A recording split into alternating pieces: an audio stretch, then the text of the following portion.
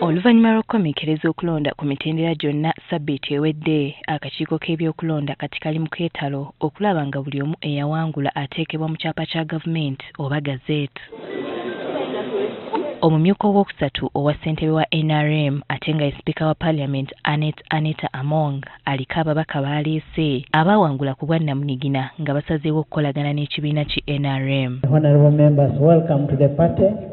And I'll give you the names of the members of Parliament who are here. Could you just stand a little? And I will say the names. I have Honourable Achom Esther. He's from Serere. Honourable Achom Esther from Serere is there. You have seen her? She's there.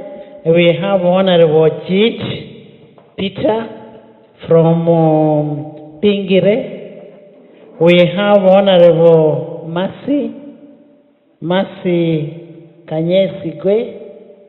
Ono era ategeezezza nga bwe waliwo ababaka abalala ab'oludda oluvuganya nabo abajja okwanjulwa gye bujja abasazeewo okukolagana n'ekibiina ki NRM mu kisanja kino. We have members of Parliament who are opposition who are ready and willing to come and cooperate with us. And they will come and sign and cooperate with us. Okusinziira kwa Anita, Parliament eye-11 gy'abadde akulembera kyenkana tebaddeemu baaludda luvuganya. If you look at the 11th Parliament, we virtually didn't have opposition in the House. We were all talking the same language. Ku ky'abasibe abali mu kkomera abaasibibwa ku nsonga ez'ebyobufuzi, ono agamba nti bali mu njogerezeganya ez'enjawulo okulaba nga bayimbulwa. We are going to start dialogue, reconciliation, and all those who do not have any case will get out.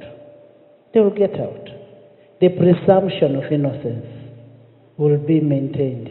Kyokka ono ategeezezza nti ensonga y'okutulugunya abantu teri ku baaludda luvuganya lwokka nga ne bannakibiina ki NRM nabo batulugunyizibwa. When you say that it is only opposition that are being punished, my NRM chairperson of a sub-county was hit by opposition boys and killed. So you should not say that it is only opposition. Even NRM suffers. Bo ababaka abasazeewo okukolagana ne NRM baliko bye batubuulidde ku lwaki bakoze okusalawo kuno. Naye aba independent abali NRM leaning naye mu mateeka tuba tulina okujja mu mateeka so kibadde kiteese olunaku olwaleero. Winnie Tessa Nakayinja, Agafeyo ku Spark TV.